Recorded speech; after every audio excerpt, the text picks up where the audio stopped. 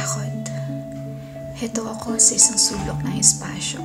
Sinisiksik ang sarili, baka magkasya to.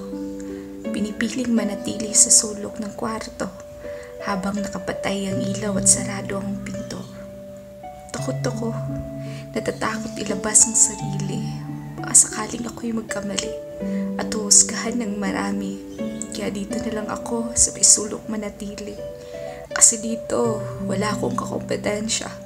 Walang kasabay makipagkarera. Takot na siyang kumukulong sa akin. Pinapanatili ako nito sa dilim.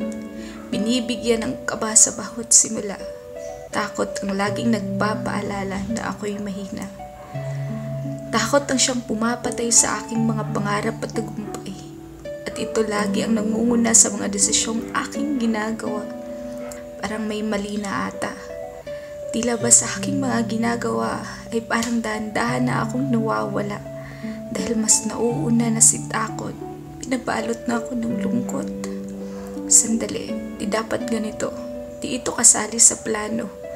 Imumulat ang mga mata sa katotohanan na di dapat ang takot ang pinapairal. Imbis na aking umpisahan ang mga pangarap kung gusto kong makamtan, di naaabot dahil inuunahan na ako ng takot. Huwag na huwag kang maniwala kay takot. Di yan nagsasabi ng totoo.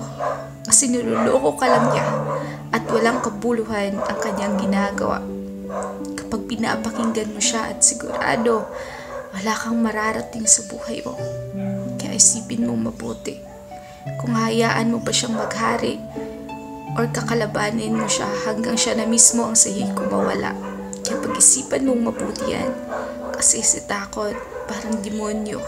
Patayin ka niya ng dahan-dahan nang di mo na mamalayan.